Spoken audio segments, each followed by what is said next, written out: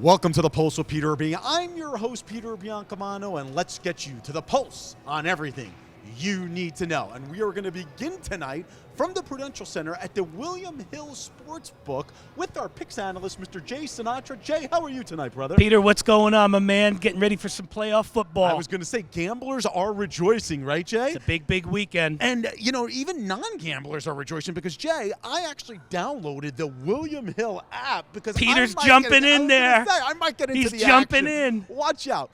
So, unfortunately, while this is airing later this Sunday and Monday, these games will be over. But I think it is important that we go over the AFC games that are taking place on Saturday. And we're going to start with those Buffalo Bills going against the Houston Texans. Buffalo is 2.5. What do you think of that spread, Jay? Actually, Houston's favored in that game, 2.5 points. Spread open. I saw some 3.5s early. They dipped to 3, and now they're down to 2.5. This is like an annual thing for the Houston Texans. They seem to be playing in this wild card game every single year. This first game, this Saturday 4 o'clock game, no different this year. I mean, I'm leaning toward the Bills in this one. It's a little bit odd for a 3-point spread to move down. Usually a 3 freezes at 3. Gradual moves, maybe a half either way. But I know the public money's on the Bills, which always concerns me. But I'm kind of leaning toward Buffalo a little bit here myself. That's a very, very interesting. And in a night game, of course, New England slipped into a wild card game after the loss to Miami in Week 17. They are favorites by 5, I believe, over the Tennessee Titans. What do you think of that spread? Yeah, I mean, the Patriots have lost 3 out of their last 5 to close the season. And again, It reminds me of what happened last year, Pete. I mean, everybody was sleeping on the Patriots. They lost 2 out of their last 4 in December last year. Oh, you know, Gronkowski's done, Brady's done, Belichick, they're fading out. Next thing you know, they're hoisting the trophy again. Right? So, I mean, as far as this game goes, I mean, I want to take the Titans really bad outright in this game. I definitely like the Titans to cover. I got a weird feeling. The money line in that game, I think the Patriots are like minus 230 to win $100. Tennessee's comeback is like plus 180, plus 190 in that range. If I'm playing this game, I want to take a small shot, I think, on the Titans to win the game outright, which nobody's really a believer of. But and I really, you know, it's one of those things where you'll regret and you'll be kicking yourself because who has the guts to go against New England in the first round playoff game in Foxborough? Right. Absolutely, absolutely. You know? And for all you folks who want Mr. Sinatra's analysis before the games, formal, exactly, you could just email us at thepulsewithpeterb@gmail.com, and Jay will be more than happy to give you some analysis. Just say, yo, Jay, we don't need Mr. Sinatra. There you go. I'm a low-maintenance, simple kind of guy. Why don't we get to the games a little later today? Yeah. And we're going to start with Kirk Cousins. Oh, boy, Kirk Cousins in the playoffs. Yeah. The Minnesota Vikings going down to New Orleans. New Orleans favored by 7.5, Jay. What is your opinion on that spread? Line open in this game around 8. It was 8 most of the week. That was a recent dip. 7.5 moved down a half a point. Again, I mean, interesting with the Saints. I mean, think about the Saints the last couple of years. They go to Minnesota a couple of years ago and lose on the last play of the game. Diggs makes that big catch. The last play of the game, the last second, right, runs it in for a touchdown. The Saints go home in that. And then last year, of course, the missed pass interference call. Which cost them. So they haven't had the best luck the last couple of years in the playoffs. But, you know, if you remember, and you probably don't, because you're always going in a million different places, and you're always busy, running Folks, wild. And I am being outed on my own show. Can you believe that? doing food segments and politics. So you don't have to. But if you remember, in the beginning of the year, I picked the Saints to win the Super Bowl.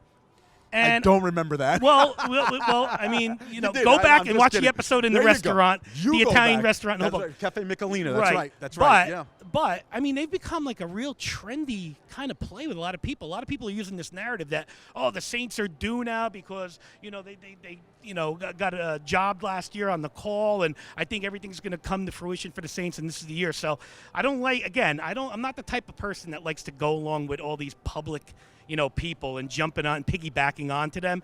So now I'm a little nervous because everybody's kind of using that same narrative. But I do like the Saints to win this game. I think the Vikings are going to cover the game. I like them plus 7.5. Again, when I'm playing games, if I'm playing games, I'm one of those bettors that likes to wait to the last minute. I'm a numbers player. I'm not. I don't get involved with teams and turf and wind direction and all that nonsense. That's 1970s stuff. 1970s. I'm a numbers guy. I like watching. That's now 50 years ago, Jay. I mean, we're 2020 now, right? That's how people used to handicap. How how the this one, kicks on turf and, all these different things. I don't get caught up in all that. I'm a numbers guy. I like watching spreads move. So, again, if I'm to play that game, I'm watching it to the last second. It's more analysis. And now let's get to the late game because we actually have a home dog. Did I say that correctly? A home dog. Home dog. Right? Yeah, you're catching on. See, I am. First I'm he's trying, folks. I'm trying. Puppy. And, of course, a puppy. Oh, I did not know that. You going to bark for us? I was going to say, you're the barking machine. I didn't bring here. any milk bones All today. right, so we'll just skip it. We'll skip Okay. it. So we have the Philadelphia Eagles going against the visiting Seattle Seahawks, and Seattle is favored by 1.5. Interesting spread? Listen, when the last game of the regular season went off, the Sunday night game, Seattle and San Francisco, and that ended, the spreads came out very quickly after that. And I was in the middle. I don't sleep very well, and I'm always looking at my phone because I'm addicted to the phone like everybody else in the world. I swear I saw an Eagles number opening at 2.5, 3. So the next day I went on Twitter and I asked somebody on there. I was like, was I seeing things or was that 2.5, 3? And the person that responded to me said, no, it pretty much was an open at Philadelphia -1.5. So almost immediately that swung around to Seattle -1.5. It bounced up to 2 a little bit. Now it's back down to 1.5. It was a big swing. I'm not sure why it swung so quick. I just can't imagine there being that much Seattle money that quickly. Especially with the injuries they have. But that early in the week for the spread to spring, to spring 3.5 in a certain direction.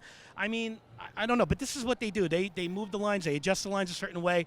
They have their strategy. The players have their strategy, and that's where we're at. I don't have any lean on this game, I'll be honest with you, because of the spread move. Right. And Jay, as a beginning person who's probably going to put in his first bet, maybe right here at the William Hill Sports Bar at the Prudential Center, that's a game where I would call you up and I would say, Jay, what the I'm heck not is going picking on up with these numbers? I'm not picking up for He's you. going to ignore me, yeah, folks. You know? I love it. You're on your own, man. Sink or swim. You're jumping right in on your own. I was going to say, I might as well just take, the Saints or something. So you got to earn your stripes. Yeah, apparently so, man. I might be broke. Who knows? All right, let's get to some current futures, Jay. Yeah. Because, of course, there were 4 teams not playing this week. Those 4 teams on the bye this week. Yeah. What are some of the current futures telling you about the NFL championship? Well, the Ravens are the chalk. I mean, they're anywhere from like +2 to 250 to win the whole thing. Again, the chalk means a favorite, correct? Favorite, yes. On a $100 bet. Then right after that, you have the 49ers, the Saints. They fall in somewhere around +4 to 450 in that area. And then as you get into some of the middle values, you got the Packers +1,000. I like to say plus a dime. Thousands a dime, Correct, that's yeah. And a nickel is 5. Oh, look at them! Unbelievable! Wow, you're really picking up on this. So do you say a penny for like 1,000, or we never use that term? Okay, but I'm learning. And then you got the Patriots, which are always a good value play. I mean, I'm not, again, they're just such a funny narrative because of all the success they've had. This will be the fourth year in a row they've gone to the Super Bowl if they get there. But they've been to like 7, 8 championship games in a row. So, I mean, how can you count them out? They're +1,200. And then if you want to throw the dice at a long shot at the bottom of the board, you're looking at, the Bills are down there. The Texans are down there. They're any place from +4, 5, 6,000 in that area. Unbelievable. Well, folks, yeah. Jake, can you believe we're out of time here already? But we're hoping to be back for the divisional round next week. Possibly here again at the William Hill. How much are you going to be down? If be in the red a couple. If I listen to your advice, I think we'll be fine. Oh, jeez. When we come back, we're going to be back in studio, and we're going to be joined by Daria DeLucia of at Hoboken Eats. She's going to have a little bit of a food review for Artichoke Basil's Pizza. You are not going to want to miss it. And Jay might be back a little later in the program with their friends at the Jersey Sports Report. We will be right back. Peter Biancamano, your hostess with the mostest of the Postal Peter B. Folks, don't forget to get on our YouTube page and binge watch all of our past episodes. Type in the Postal Peter B in your search bar and please subscribe. Also, go on our Instagram page and follow us at The Pulse with Peter B. We'll see you there. Welcome back to the Pulse of Peter B. I'm your host, Peter Biancamano, and this is our Places with Peter B segment. Joined in studio by the lovely Daria DeLucia of at Hoboken Eats. Daria, so good to see you again. Thank you. I'm excited to be back. I'm excited to have you here. Are you kidding me? And we're going to talk about a place today that's relatively new to Hobo. Brand new. Brand new, right? Brand spanking. And that's Artichoke Basil's Pizza, located at 96 Hudson Street in Hoboken. Like I said, Daria, I take the path every day to work. I walk home, and the place is hopping. Maybe because it's new, maybe because it's good. I know you've been there. What do you think? I think because it's legendary. Legendary, she Legendary, says. yep. Because they're a staple in the city. They have 12 locations in the city, 2 in California. This is their first in New Jersey, and they have 1 coming to Connecticut. I mean, they started in 2008 as 1 place in the city, and they've expanded to that much. I mean, come on, they serve like 7 pizzas, different varieties of pizza. You've got to be doing something right. You can serve that little amount of pizza and get this much people. And let's talk about the pizza there, because I was stalking you on your, not you personally, but your food on the at Hoboken Eats. I swear she's taking it. At the at Hoboken Eats Instagram page, and the slices are so funky. Correct? They're different. Can you go in there? Yes. I don't want to say funky. Okay. Different is a good word. Different. Yes. Okay, so let's start with their signature pizza, the artichoke slice. I think we can get that from their name. It is literally like this tall, like this wide. It's massive. I finished one by myself, and I was like in a coma. Like I was like not well. It was very well because it was so good. So it's just like a regular slice with artichokes on there? No. Talk to me. Talk to me. So let's start with the base layer. We have the crust. Imagine see, it's not this, but imagine this. Like a amazing spinach artichoke dip on a pizza. What? Cheesy, creamy. Creamy? Yes, it's spinach, artichokes, cheese, cream, baked on top of a pizza. You take your bite into it. I'm going to explain this for you guys. You take a bite into it. The bottom is crunchy crust. Wow. Nice little crunch. Then you get into the soft, creamy inside. Literally like you're eating like a dip, almost like a spinach artichoke dip, which I can usually just eat with a spoon. I love it so much. And on the top, the cheese and the artichoke are baked. They're a little crispy, they're a little fried. And so no marinara sauce, obviously, right? No you don't need it. You don't? You don't need it. And I love spinach and artichoke dip. But what you do need is an appetite. You need an appetite. You need an apparently appetite. These slices are I made the mistake when I went in. I ordered 2 of them, and the guy looked at me and was like, "Are you sure?" And I took that as a challenge. Yes, I'm sure. And no, I got through 1. That was about it. You got through 1? I got through 1. That was about it. That is so funny. Yeah. So talk to me about these other slices here. So their other famous one is the crab slice. So they have, I know, crazy. Fish on top of pizza. Fish on top of pizza. Don't knock it till you try it. Listen, we were in Napoli's a few weeks ago. Remember that? And we got we the tried penne a lot of vodka stuff. slice there, and it was good. Yes, and you liked it. So now he needs to take not that on camera. I did not like it on camera. Yeah, but no, it was very good. So talk to me about this crab slice. So again, you start with your crust, and it's a crab sauce with mozzarella and chunks of crab. Crab sauce. So it's almost chunks like of crab too. Think about what you're getting here. You're getting literally crab cheese on pizza. Wow. You gotta try it. This one has. And I'm a seafood fan. You know this about me. Yeah. Okay. It's very, very, very good. I mean, people eat seafood and pasta, the creamy sauce, and they like it. Yeah. Of course. Yeah. Of course. So this is no different except it's on pizza. It's on a Yeah. pizza. And I've never heard of that before. Artichoke basils.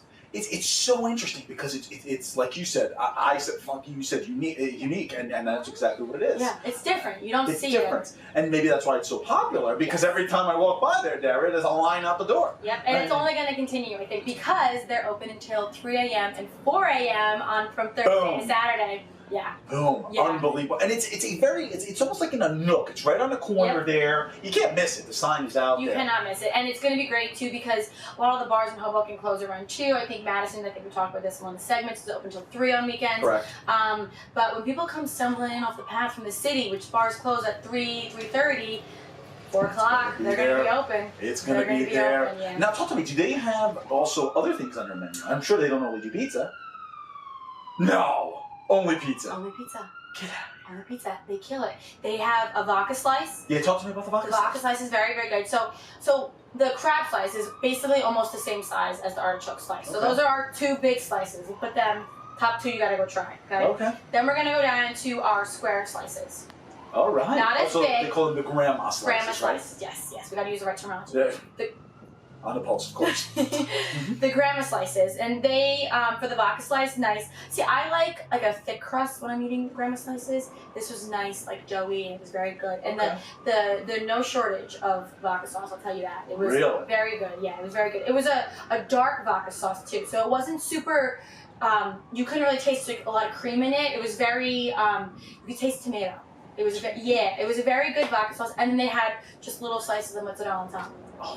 Very good. Very good. Now, is there many like seasonal? Like, do they change pizzas varying from month to month? No, it's that. And then you move on to, you have a vodka slice, you have margarita slice, you have pepperoni slice, meatball slice, and then they have a Staten Island slice. Talk to me about the SI slice. Come on. Come on. Meatballs, red onions, and ricotta. Red onions? Red onions and tomato sauce. A little spice. A little spice. Yeah. You got all the flavors there. You got a little bit of the meat. Meatballs are very good. I had the meatball slice too. It was very, very tasty. And the crispness of the red onion too. Like, that's not caramelized down. Like, it's pretty fresh. And then the ricotta on there too. It's the cheese. Oh, absolutely phenomenal. I mean, and you know, we have a luxury here in Hoboken. We have so many great pizzerias. And I can't think of any that can compare to Artichoke Basil's. I mean, not even Basil's. I was just going to around say, the we corner. have competition because, I mean, that place, I don't want to steal the show from Artichoke Basil's, but you walk by that place at You night, smell it. they leave all the windows and doors open. How can you not go in there? So it's either you make a left and you go to Basil's, or you keep going straight off the path and you go to Artichoke. So I don't know. I don't know either. I don't know. And Basil has a lot of options, which they do very well But at. I think it's different. It's different. It's very different, right? But you go to Artichokes because to me, it's a classic. It's a staple. While it's new to Hoboken, it's been in the city for a while. People know it. People love it. And you go there and you know exactly what you're going to get. You don't really go there and have to make up your mind. You're kind of either, you kind of sway one way. You're either a, Staten Island pizza person, meatball, you can categorize those together, or you're a crab or an artichoke person. It's unbelievable. Maybe grab a vodka to go with either one. And the slices apparently are enough to last you for 2 meals. Yeah. One slice. Yeah. You can come and have a lot of people. We speak a lot about Benny Tadino's slices, largest slice in New Jersey. Yeah. I don't know if he still is or not, but They're not as big as that. okay. This is like you could pick up and eat in one hand. It is like I did eat one of them. I don't think I could do a full Benny Tadino's. I'm gonna have to try that another. Just we'll be calling you, Armin. But they definitely give you can good size, but you can do a little bit. When we were in there though, a lot of people were cutting them in half, cutting the artichoke ones in half, and they expected. They were like, fine, that's fine. They do it. They know people can't finish it. I mean, call me. And no seats in there. They do. Oh, they do have seats. They do. See, I only walk by. Yeah, you don't really see them because I didn't know until I walked in either. Gotcha. But they have a little counter by the window where you can kind of like little bar stools, and then you go in there and there's like 3 high top tables. Very cool. Yeah, so not necessarily a place that I would maybe like go on a date or bring your girlfriends or bring alcohol. Yeah. You go there for a quick slice, you go there for a late night, you go there. I don't even go there for lunch. Like if I just need something quick before I go into the city, or if I'm downtown, I live uptown now, but if I'm down there, it's just like a nice quick slice. Well, that's fantastic. Well, Daria DeLucia of At Hoboken Eats, making us hungry. Visit Artichoke Basil's Pizza at 96 Hudson Street. Apparently, you're not going to be disappointed. No. And make sure you go for pizza because they got it. And they got some unique slices. Better than fun, right? Yes. Now that we talked about it, Now we talked about it, I know. Now you get it. Exactly. Well, folks, join us next week for the Pulse on everything you need to know. Have a great week, everybody.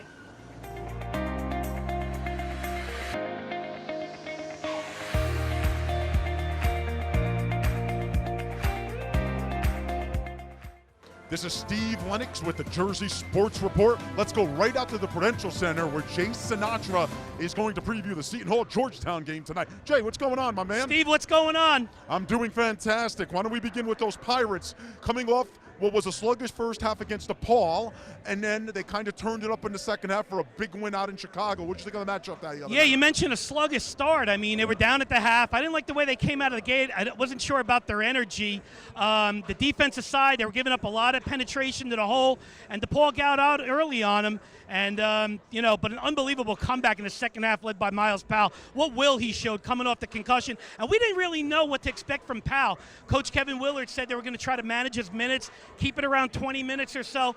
But, I mean, what a competitor that Powell is toward the end of the game. He just took over. He had a run in him. He scored 7 straight points and really willed them to the victory. That's awesome. And now Georgetown was kind of the total opposite. And utterly embarrassed out in Providence. Would you say so or not, Jay? I mean, I took a look at that game, and I got off of it real quick. The game was 32-10 at 1 minute. And, I actually went out of the room to, get some eggnog and some New Year's snacks because the game wasn't even over. It was over so early. There was nothing really to mention about the game. I mean, Providence goes in, they blow their doors off. Georgetown came into the game very undermanned. No McClung. I mean, he's got the eye injury. He's questionable to probable for tonight. They think he's going to play, but they're not sure.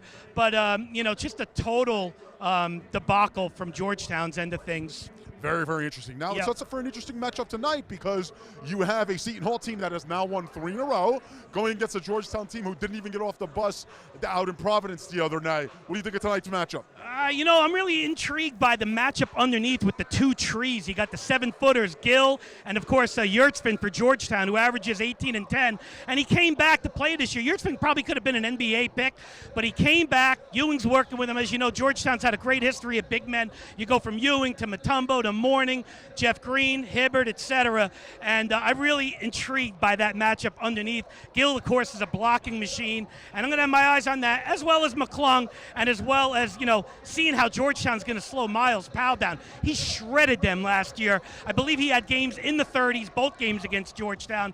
So it'll be really interesting to see an undermanned Georgetown team, how they trap, how they press, and how they go after Powell and the rest of Seton Hall. All right, Jay, we're going to see you for a little bit of a post-game report. Enjoy the game, my man. All right.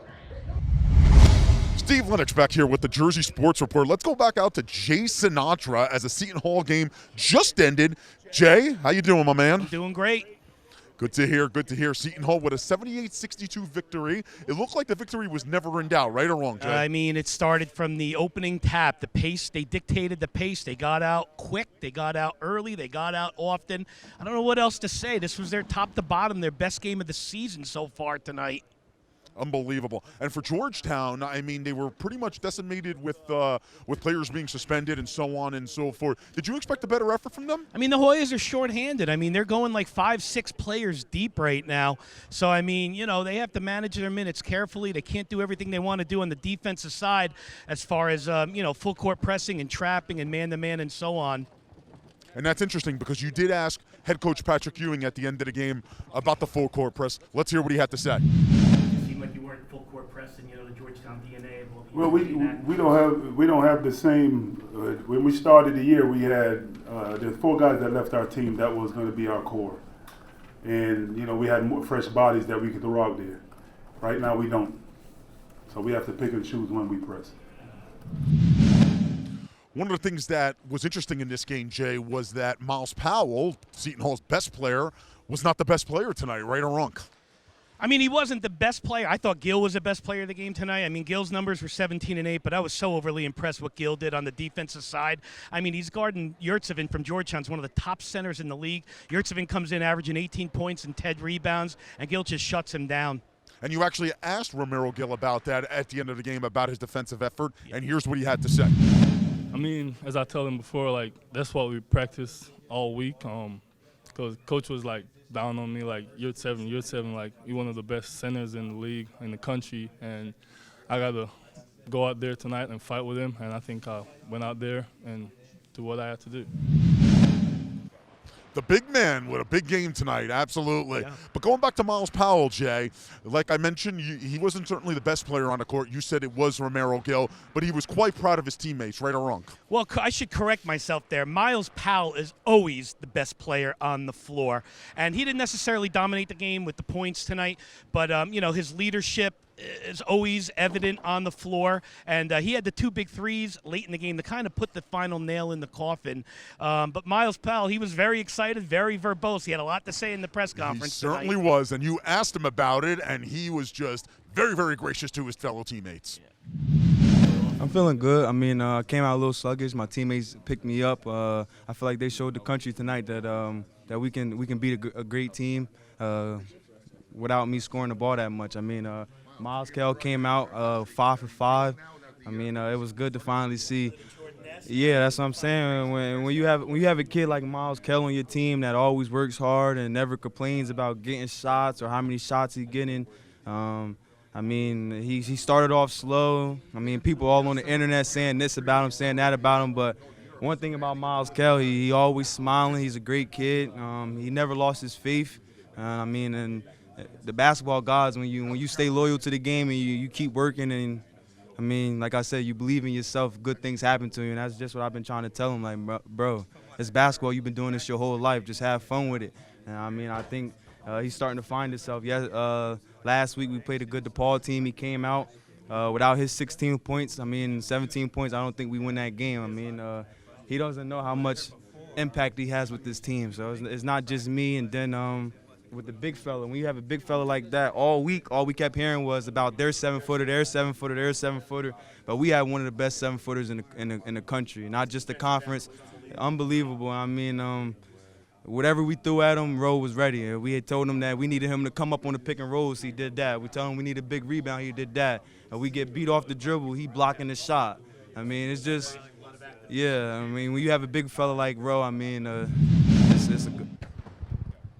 And Jay, you spoke about Romero Gill, that he probably had the best night for this Seton Hall team, but also Miles Cale had started out on fire, right or wrong, from the three-point line. Yeah, I mean, he was sizzling in the first half. A little bit of Michael Jordan-esque in the NBA Finals years ago against the Portland Trailblazers when Jordan was hitting all those threes. I think he had 6 or 7 threes in the first half. That's what Miles Cale reminded me of tonight. He banged down 5 threes in the first half and really, got this crowd going and kind of set the tone from an offensive standpoint in the first half. And it was unbelievable, and that's exactly what you asked him about at the end of the game, and I know you had a chuckle about it. Why don't we go to that sound? Yeah, it feels good. The guys just kept giving me confidence about shooting the ball, and they always heart me, and they always know that I'm a good shooter. They see me in practice, shoot the ball, so they just want me to play my game, and that's what I've been doing lately, and it's been going well for me.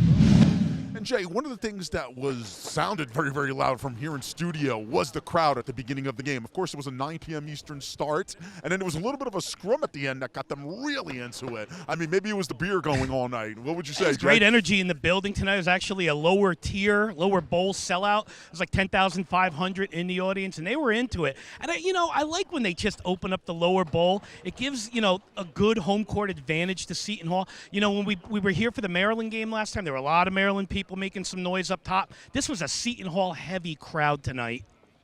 It really was. And the scrum at the end of the game, it looks like a couple of players were ejected, I believe. Yeah, 3 on the Georgetown bench and 2 on the Seton Hall bench. Sorry, go ahead. McClung's a really gritty kid. I mean, I think he got into Gill's face and gave him a little shove. But, the Georgetown kids are a little bit frustrated. They're struggling a little bit trying to find an identity. They've had a couple of bad losses now in a row. And, things boiled over. There were actually some ejections. I think 3 or 4 Georgetown players got thrown out and a couple of Seton Hall as well. Unbelievable. And now, this is now 4 wins in a row for the Seton Hall Pirates team. I mean, they go on to face Xavier in their next game, which is a very, very tough place to play. Actually, Coach Willard was asked about this at the end of the game, and here's what he had to say. Cintas Center is great. I think it's one of the best college basketball arenas there is. It's a perfect size. The fans are into it. They're knowledgeable. They're always well respected.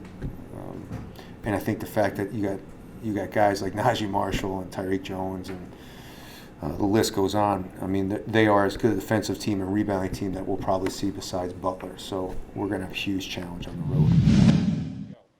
Would you say that Xavier is probably going to be one of their toughest matchups so far this season, Jay? I mean, they're all going to be tough, and they're all going to be tough on the road. But, I mean, if this team stays balanced and consistent on the offensive side, you're getting contributions from Cale. You're getting them from McKnight. Of course, Powell's always a threat. Gill's starting to assert himself in a role to give more of an offensive presence. You know what? And let's talk about Kevin Willard for a second. He's doing an awesome job with this team the last few games. He makes a lot of adjustments in-game, and, I don't think he's got the recognition that he deserves so far. And, all these games are going to be tough. This conference is a lot of parity, and they're going to be all tough on the road as well. All right, Jay Sinatra from the Prudential Center. We know it's very, very late over there, Jay. We're going to get you home. I know you're probably ready for bed, and we will be back with more Jersey sports reports.